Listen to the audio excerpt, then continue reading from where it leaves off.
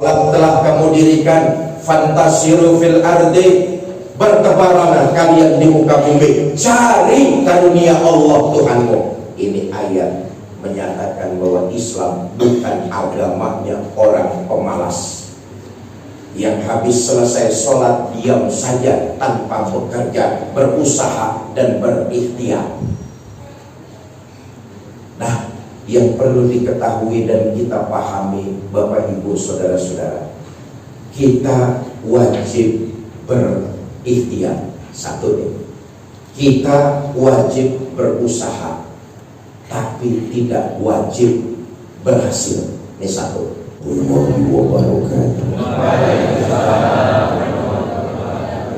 Alhamdulillah, salatu wassalamu ala rasulillah, amma ba'du. Yang mulia para ulama, para kiai, para asatiz dan asatizah yang saya hormati, para tokoh masyarakat DKM Masjid Nur Mirah, ibu bapak saudara-saudara kaum muslimin yang saya cintai. Ada satu cuplikan menarik yang di dalamnya banyak hikmah yang bisa kita ambil. Ketika Nabi dan kaum mukminin hijrah ke Madinah, orang-orang Mekah dipersaudarakan oleh Nabi dengan orang-orang Madinah. Orang Mekah disebut kaum Ansor, orang Madinah disebut, orang Mekah disebut Muhajirin, orang Madinah disebut kaum Ansor. Oleh Nabi mereka dipersaudarakan. Orang-orang Mekah, kaum Muhajirin, mereka dibanjiri dengan berbagai macam fasilitas. Kenapa? Karena dipersaudarakan oleh baginda kita Nabi besar Muhammad SAW. Apa kata orang Madinah, kaum Ansor? Selamat datang saudaraku orang Mekah di Madinah, ojo wedi keleleran. Di Madinah nggak usah takut keleleran. Rumah saya ada dua, kau pakai satu, saya pakai satu. Yang lain lagi bilang, selamat datang saudaraku orang Mekah di Madinah, nggak usah takut mau kemana-mana susah. Sepeda motor saya ada dua, kau pakai satu, saya pakai satu. Yang lain lagi bilang, selamat datang saudaraku orang Mekah di Madinah, nggak usah takut kelaparan. Lumbung saya ada dua, kau ambil satu, saya pakai satu. Bahkan dalam riwayat yang lain, orang-orang Madinah menawarkan, selamat datang orang saudara-saudaraku orang Mekah, nggak usah takut di Madinah nggak punya pasangan. Istri saya ada dua, kalau kamu mau saya ceraikan, nikahlah dengan dia. Pilih yang kamu paling suka. Saudara, dibanjiri dengan berbagai macam fasilitas. Apa jawab orang-orang Muhajirin? Apa jawab orang-orang Mekah? Terima kasih saudara-saudaraku orang Madinah. Kami orang-orang Mekah akan lebih menghargai jikalau kalian saudara-saudara kami menunjukkan arah mana jalan menuju ke pasar, supaya kami bisa bekerja, kami bisa berusaha, kami bisa hidup di atas kaki sendiri, dan hidup kami nggak akan jadi beban buat orang lain. Ini yang tadi saya bilang syarat dengan hikmah cuplikan peristiwa ini. Apa yang bisa kita ambil? Paling tidak ada dua aja yang pagi ini saya mau bicarakan di Masjid Nur Mirah. Mudah-mudahan dua ini saya jabarkan selesai dalam waktu 5 menit. Ini sampai jam berapa pidato di sini nih? Hah? Jam 10. Sampai nggak bayar tapi nawar sampai. Pertama Pertama, hikmah yang bisa kita ambil Bapak Ibu saudara-saudara, persaudaraan yang diikat dengan tali akidah. Nah ini penting. Persaudaraan yang diikat dengan tali akidah jauh lebih agung dan lebih mulia daripada persaudaraan karena ikatan darah. Kita semua umat Islam sudah diikat dengan tali akidah. Itulah ikatan yang paling kuat dan paling mulia, lintas suku, lintas etnis. Apapun warna kulitnya, apapun bahasanya yang dipakai, tapi kalau sudah mengucap kalimat asyhadu an la ilaha illallah, dia adalah saudara kita. Lintas suku, lintas etnis. Ternyata ikatan akidah jauh lebih agung dan lebih mulia daripada ikatan darah. Itulah yang membuat persaudaraan semakin menjadi sebuah kekeluargaan. Bukan lagi perbedaan yang dicari, tapi persamaan yang dijunjung tinggi. Bahasa boleh saja berbeda, kulit boleh tidak sama, tapi persamaannya adalah sama-sama mengucap kalimat syahadat. Itu adalah saudara kita, itu adalah keluarga kita. Jelas ini? Jelas? Contoh gampangnya begini saja. Saya dengan ibu dan bapak pasti berbeda. Saudara ada yang lahir di Keratonan, saudara ada yang lahir di Jogja, saudara ada yang lahir di Bantul, saudara ada yang lahir di Tawangmangu. Saya qadarullah lahir di Jakarta. Tempat lahir kita saja berbeda. Saudara ada yang suku Jawa, ada yang suku Sumatera, ada yang suku Kalimantan. Saya qadarullah dilahirkan dari suku Betawi. Suku kita berbeda. Tapi dalam Islam, lewat peristiwa hijrah, kita temukan bahwa ikatan tali akidah jauh lebih hebat dan lebih mulia daripada ikatan kesukuan, ikatan darah. Karena itu persamaan kita adalah kalimat tauhid. Itu yang menguatkan kita menjadi sebuah keluarga.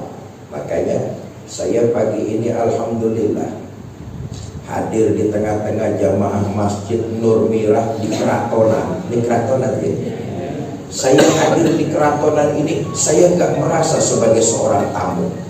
Karena ikatan akidah mengajarkan saya seperti itu. Lintas suku, lintas etnis. Saya datang ke sini, saya nggak merasa sebagai seorang tamu. Saya hanya seorang keluarga yang datang berkunjung ke tengah-tengah keluarganya. Kita ikatan akidah. Menghina saudara sama juga menghina saya.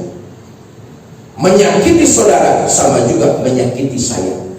Saya adalah saudara, saudara adalah saya. Di hatiku ada kamu. Asik. Begitulah realitanya saudara. Ikatan akidah jauh lebih agung dan lebih mulia daripada ikatan darah. Karena itu kita umat Islam ini sudah diajarkan lewat peristiwa hijrah. Persaudaraan kita lintas etnis, lintas suku. Anehnya masih saja di antara kita ada yang cuma gara-gara berbeda organisasi sama tetangga plotot-plototan.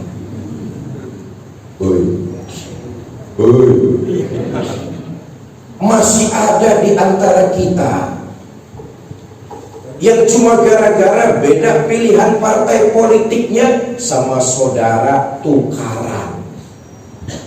Ini realitanya. Mudah-mudahan di keratonan sih nggak ada yang kayak begitu.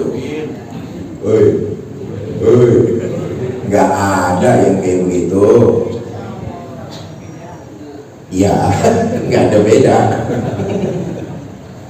Dengan peristiwa hijrah, ikatan akidah, kita cari persamaan, bukan memperbesar perbedaan. Maka pagi ini, Bapak Ibu saudara-saudara, kita umat Islam keratonan harus berpikir dewasa. Nabi sudah mengajarkan kepada kita lewat peristiwa hijrah, cari persamaannya, bukan memperbesar perbedaan. Karena ikatan yang sudah terjalin di antara kita jauh lebih mulia dan lebih hebat, ikatan akidah. Satu. Yang kedua, dari peristiwa hijrah yang tadi saya sebutkan, pelajaran kedua yang kita ambil adalah ternyata umat Islam itu etos semangat kerjanya tinggi dan luar biasa. Orang-orang Mekah mengatakan kepada saudara-saudaranya orang Madinah, terima kasih saudaraku, tapi kami lebih menghargai kalau kiranya saudaraku orang-orang Madinah menunjukkan arah mana jalan yang menuju ke pasar, supaya kami bisa bekerja, kami bisa berusaha, hidup tidak mengandalkan belas kasih orang lain dan jadi beban untuk orang banyak. Ini artinya apa? Islam adalah agama yang menyuruh pemeluknya untuk punya semangat kerja tinggi, mampu menghargai sebuah pekerjaan bukan cuma sebuah kewajiban, tapi juga mau membangun dan mensejahterakan sekelilingnya. Seorang muslim sejati, mereka adalah orang-orang yang punya semangat kerja tinggi, sebab ada ibadah yang bisa dikerjakan dengan kemampuan finansial. Dari mana finansial itu didapat? Tentu lewat cara bekerja yang menghasilkan uang. Kita sebut misalnya, untuk melaksanakan ibadah haji itu perlu uang. Betul atau tidak? Untuk membayar zakat itu perlu uang. Bahkan untuk menafkahi keluarga itu perlu uang. Dari mana uangnya bisa kita dapat? Tentu dengan cara bekerja yang halal. Makanya ada kaidah usul fikih menyebutkan, ma la tatimul wajib illa bihi fahuwal wajib. Satu unsur yang mengarah kepada hal yang wajib, maka unsur tersebut hukumnya menjadi wajib juga. Ma la tatimul wajib illa bihi fahuwal wajib. Menafkahi keluarga hukumnya wajib, maka bekerja untuk menghasilkan uang, dia jadi unsur yang terkena hukum wajib juga. Ibadah-ibadah itu bisa kita lakukan kalau finansial kita ada. Maka Islam, sekali lagi saya katakan, mendorong pemeluknya untuk punya semangat etos kerja yang tinggi. Nah, tetapi dalam bekerja dan berusaha, kita umat Islam dibatasi dengan bingkai. Yang saya kerjakan ini, yang saya lakukan ini, Allah ridho apa tidak?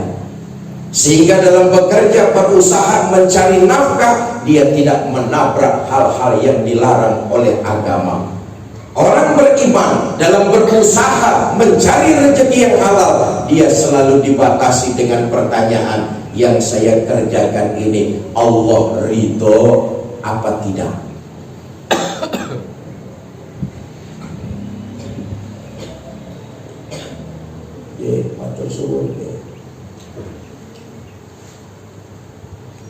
Pengen banyak uang tapi males kerja, tuyul dipiara. Allah ridho apa tidak? Tidak. pengen naik jabatan, tapi bukan karya yang ditunjukkan, jilat yang atas, injak yang bawah, sikut kiri dan kanan, Allah ridho apa tidak? Seorang muslim dalam bekerja berusaha, dia selalu dibatasi dengan bingkai, yang saya lakukan ini Allah ridho apa tidak? Kenapa? Semata-mata seorang muslim bekerja bukan cuma sekedar mencukupi kebutuhan dirinya sendiri, tapi dia ikut berpartisipasi membangun kesejahteraan masyarakat yang ada di sekitarnya. Itulah orang-orang beriman. Dalam bekerja, berkarya, menghasilkan uang, dia bukan hanya untuk mencukupi dirinya sendiri, tapi bermanfaat dengan orang-orang yang ada di sekitarnya. Saya jadi teringat seorang ulama besar, pujangga hebat di negara kita, Buya Hamka. Buya Hamka, beliau pernah menyatakan begini,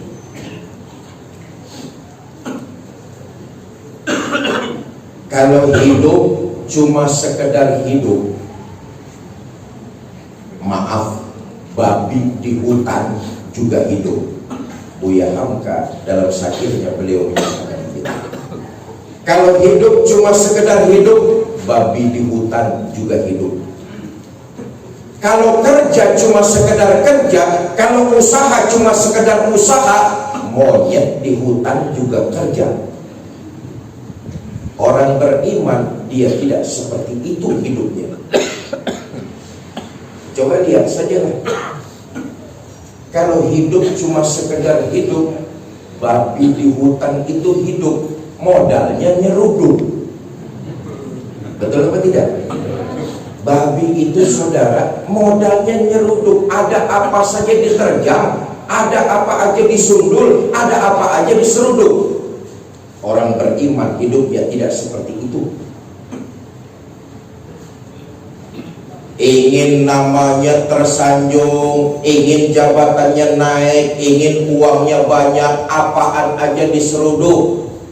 Nggak kenal halal, nggak kenal haram, nggak kenal hak, nggak kenal batil. Orang beriman hidupnya bukan seperti itu. Kalau kerja cuma sekedar kerja, monyet di hutan juga kerja. Tapi orang beriman kerjanya nggak macam itu. Orang beriman itu urusan bekerja dan berusaha bukan cuma dari tangan ke mulut, dari mulut turun ke perut. Nah, itu yang dimaksud monyet itu begitu. Monyet kerjanya cuma dari tangan ke mulut, dari mulut turun ke perut. Orang beriman dalam bekerja nggak seperti itu, tapi dia mampu berkontribusi membangun masyarakat yang ada di sekitarnya, bermanfaat buat orang banyak. Karena itu Islam menganjurkan, mendorong pemeluknya agar banyak yang jadi orang kaya, agnia. Seolah-olah agama Islam mengatakan, umat Islam, rajinlah kalian bekerja, tekunlah kalian berusaha, kalian harus jadi orang kaya. Islam menyuruh pemeluknya untuk jadi agnia, orang-orang kaya.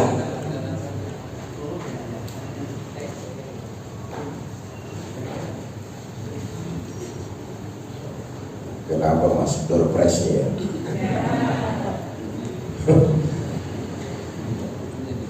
Bapak Ibu saudara-saudara, Islam, saya kembali lagi, menyuruh kita untuk jadi agnia, pengusaha sukses, orang-orang kaya.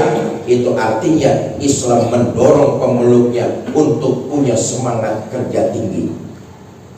Kita lihat di sisi lain, Bapak Ibu saudara-saudara, ada orang yang nggak kerja tapi rezekinya ngalir. Ada kok di tengah-tengah kita, nggak ngapa-ngapain zohirnya, tapi rezekinya ngalir, nggak ada putus-putusnya. Ada orang macam kayak gitu. kerjaannya tiap hari gelar sejadah, sujud, wirid, tapi duitnya nggak berhenti ngalir. Ada yang kayak begini. Tapi maaf, kita harus mengukur diri. Yang kayak begitu bukan makom kita. Betul atau tidak? Bukan makom kita. Makomnya sudah tingkat tinggi, antara dia dengan Allah dekat, pertolongan Allah datang. Kita mengharap kayak gitu, makomnya belum arah sana. Kita ini harus mengoptimalkan kemampuan kita. Ada orang yang gak ngapa-ngapain, kerjaannya cuma sholat, kerjaannya cuma ibadah, kerjaannya cuma wirid, tapi rezekinya mengalir. Tapi lagi-lagi dosa dia dengan Allah sudah diampuni. Tidak ada jarak antara orang tersebut dengan Allah. Kita, lapisan dosa kita yang membuat jarak kita dengan Allah, maka itu bukan makom kita. Contoh lain, saudara, sering kita baca tuh, apalagi Fadailul A'mal misalnya, ada orang yang mengucap kalimat Bismillahirrahmanirrahim, dia bisa menyeberangi sungai. Dengan kalimat Bismillahirrahmanirrahim, orang tersebut bisa menyeberangi sungai. Ada, saudara. Tapi kita mengukur diri, itu bukan makom kita. Makom kita masih jauh ke arah situ. Kalimatnya sama, Bismillahirrahmanirrahim, tapi mulut yang mengucapkannya yang berbeda. Kenapa bisa menyeberangi sungai? Karena dia sudah diampuni dosanya oleh Allah Subhanahu wa ta'ala. Ibadahnya luar biasa. Kita, lapisan dosa kita yang jadi penghalang antara kita dengan Allah. Kalimatnya sama, Bismillahirrahmanirrahim. Orang yang gak punya hijab dengan Allah bisa nyeberangi sungai tanpa tenggelam. Kalau kita, jangan coba-coba. Walaupun ngucapin bismillah sampai 30 kali, lewat di atas sungai, insya Allah tenggelam. Betul apa tidak? Itu bukan makom kita. Kita mengukur dirilah. Nah, saya kembali kepada persoalan. Semangat kerja tinggi. Banyak ayat yang menyebutkan. Satu contoh misalnya, faiza qudiyatis sholat, apabila sholat telah kamu kerjakan, sholat telah kamu dirikan, fantasiru fil ardi, bertebaranlah kalian di muka bumi, cari karunia Allah Tuhanmu. Ini ayat menyatakan bahwa Islam bukan agamanya orang pemalas yang habis selesai sholat diam saja tanpa bekerja, berusaha dan berikhtiar. Nah, yang perlu diketahui dan kita pahami, Bapak Ibu saudara-saudara, kita wajib berikhtiar. Satu nih, kita wajib berusaha, tapi tidak wajib berhasil. Ini satu. Saya ulangi, kita wajib berusaha, tapi tidak wajib berhasil. Kenapa? Hasil itu mutlak prerogatif Allah. Jelas? Jelas? Yang berusaha saja tidak wajib berhasil, apalagi yang tidak berusaha. Logikanya kan semacam itu. Kita wajib berusaha, itu saja dah. Yang kedua, saudara, ketika kita berikhtiar dengan menggunakan berbagai macam kemampuan yang optimal kita miliki, yakinlah saudara, di situ nanti akan ada hasilnya. Seberapa besar Allah karuniakan rezeki kepada kita, bukan soal nilainya, tapi soal hasilnya. Nah, saya mau masuk ke situ. memperoleh rezeki dari kerja dan usaha kita. Ketahuilah saudara, rezeki yang kita hasilkan, uang yang kita terima, tidak mutlak itu semua punya kita. Karena Allah memberikan amanat lewat tangan kita, ada hak-hak orang lain di dalamnya. Allah memberikan kita amanah lewat tangan kita, kita salurkan hak orang lain itu, entah lewat sedekah, entah lewat membantu pembangunan masjid, entah lewat menyantuni anak-anak yatim piatu. Tapi yang pasti di dalam rezeki kita ada hak orang lain. Allah memberikan kepercayaan kepada kita lewat tangan kita, rezeki mereka Allah kirimkan. Nah, yang ingin saya sampaikan, garis bawahi, tidak mutlak semua hasil yang kita terima itu adalah milik kita. Tapi di situ ada hak orang lain. Haknya yatim piatu, haknya fakir miskin, haknya masjid, haknya pondok pesantren. Kalau itu kita keluarkan, kalau itu kita lakukan, maka pintu rezeki, yakinlah saudara, makin dibuka lagi oleh Allah lewat cara-cara yang kita tidak sangka-sangka. Nah, karenanya untuk memancing rezeki Allah, pintu-pintu rezeki Allah, kita harus memahami bahwa yang kita punya, yang kita dapatkan dari hasil kerja kita, memang tidak mutlak semuanya milik kita. Harus kita keluarkan, karena itu sebagai pancingan supaya pintu-pintu rezeki Allah mengalir lagi kepada kita lebih deras. Ada satu ungkapan orang bijak saudara, bersiaplah dan berniatlah agar kehidupan kita ini lebih bermanfaat. Jadikan diri kita ini keran. Coba lihat keran, perhatikan baik-baik keran itu. Keran, dia menyimpan air bukan buat dirinya sendiri, buat orang yang membutuhkan. Ketika dibuka, keluarlah air tersebut. Siapa yang membutuhkan, tinggal dibuka, keluarlah air tersebut. Keran menyimpan air bukan buat dirinya sendiri, tapi untuk dialirkan buat mereka yang memang membutuhkan. Makin banyak kita bermanfaat kepada orang lain, maka hakul yakin kehidupan kita akan makin bertambah berkah. Saya tutup dengan satu sirah dari sahabat baginda kita Nabi besar Muhammad Sallallahu Alaihi Wasallam. Adalah Abdurrahman bin Auf, orang yang Allah takdirkan di Mekah jadi orang kaya, hijrah ke Madinah jadi orang kaya juga. Bahkan bosan jadi orang kaya, pengen miskin, nggak miskin-miskin. Kenapa? Karena Abdurrahman bin Auf tahu betul bahwa di dalam hartanya ada hak orang lain. Makin dia keluarkan, makin banyak yang masuk ke dalam dirinya.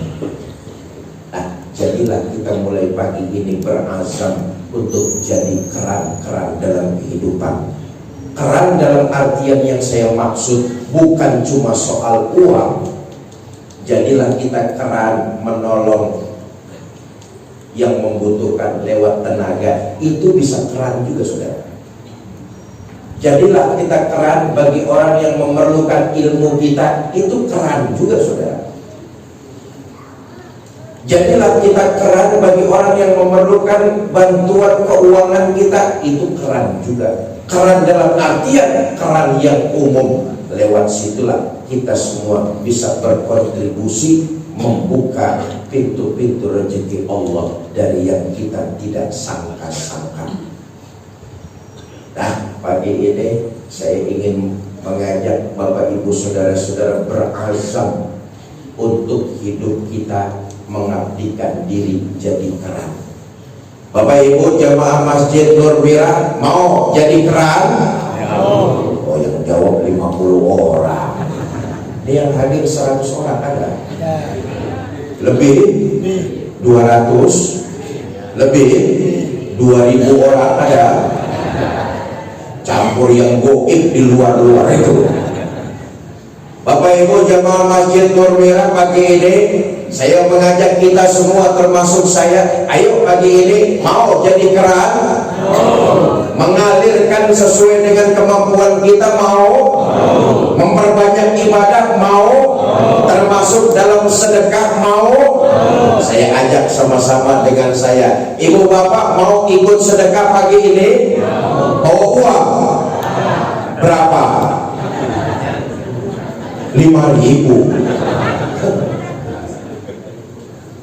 Saudara, begini, Nabi ngajarin sama kita, pelita cahaya lentera kita di alam kubur itu amalan sedekah, bukan cuma sekedar jadi keran, tapi manfaatnya ukhrawi. Dia akan jadi cahaya di dalam kubur kita. Maaf dia, maaf nih. Ini yang pagi ini datang nih, ini semuanya calon-calon penghuni kubur. Betul. Ada orang keratonan yang hidup terus-terusan. Oh, ini semuanya nih calon-calon jenazah. Woi, calon mati. Jadi dewan saudara belum tentu, tapi calon mati pasti. Calon wali kota belum tentu, calon mati pasti. Calon gubernur belum tentu jadi gubernur, tapi calon mati pasti. Semua kita akan masuk ke dalam kubur, suka atau tidak, senang atau karena terpaksa, kita pasti akan menempati 1 kali 2 meter saja. Ditutup dengan papan, dikurung pakai tanah. Kondisi alam kubur sunyi, sepi, gelap, gulita. Hanya amal sedekah sebagai cahaya pelita penerang di alam kubur kita. Ustaz, kalau gitu saya sedekah 1 juta Ustaz, kuburnya terang, lampu neon. Ustaz, saya sedekah 100.000 Ustaz, patromak. Ustaz, saya 10.000 sedekah Ustaz, lilin.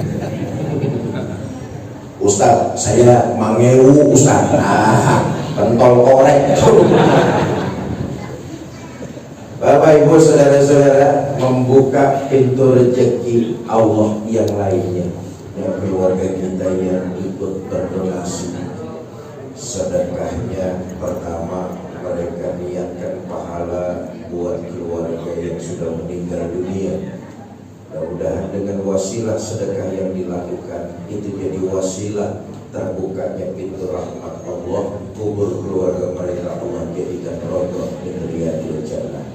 Yang kedua, pahala sedekah itu diniatkan mudah-mudahan jadi wasilah buat penjagaan keluarga.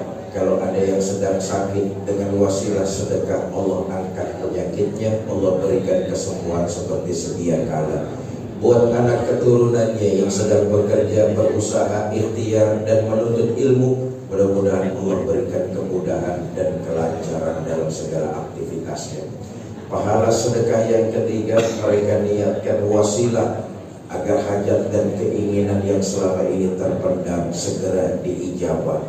Ada yang hajatnya ingin punya menantu soleh dan soleha, ada yang hajatnya ingin segera menimbang cucu, ada yang hajatnya ingin segera melaksanakan ibadah haji atau umroh. Segala hajat dan keinginan yang baik-baik, mudah-mudahan dengan wasilah sedekah yang dilakukan segera Allah ijabah. Karena itu mari sama-sama kita bacakan suratul Fatihah.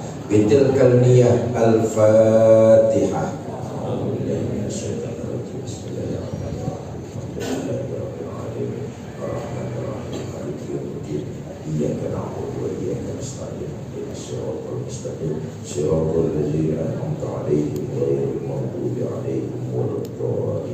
Fatihah yang kedua buat kita semua jamaah Masjid Nur Merah yang pagi ini hadir.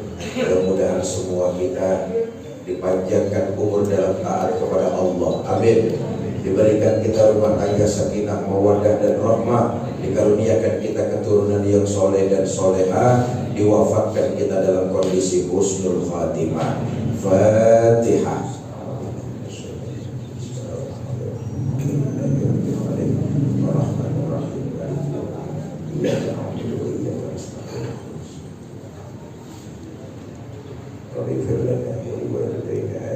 Astagfirullahaladzim. Allahumma salli wa sallim wa barik ala Sayyidina Muhammad wa ala alihi wa sahbihi ajma'in. Allahumma arhamna fa innaka khairur rahimin. Allahumma ansurna fa innaka khairun nasirin. Allahumma ighfir lana fa innaka khairul ghafirin. Allahumma iftah lana fa innaka khairul fatihin. Allahumma arzuqna fa innaka khairur raziqin bi rahmatika ya arhamar rahimin. Allahumma arinal haqqa haqqa warzuqna ittiba'ah wa arinal batila batila warzuqna ijtinaba. Rabbi ighfir lahum warhamhum wa'afihim wa'fu anhum waj'alil jannata maswahum wa akrim nuzulahum wa wasi' madkhalahum wa nawwir quburahum bi rahmatika ya arhamar rahimin. Allahumma bi hurmati habibika sayyidina Muhammadin sallallahu alaihi wasallam la tu'azzibhum la tu'azzibhum la tu'azzibhum. Rabbi ighfir lana wa liwalidayna warhamhuma kama rabbayana shaghira wa li jami'il muslimina wal muslimat wal mu'minina wal mu'minat al ahya'i minhum wal amwat. Wa sallallahu ala sayyidina Muhammad wa ala alihi wa sahbihi wa sallam wa akhiru da'wana anil hamdulillahi rabbil alamin. Ini saja yang dapat saya sampaikan, mudah-mudahan ada manfaat, lebih kurang saya mohon maaf. Wabillahi taufiq wal hidayah. Assalamualaikum warahmatullahi wabarakatuh.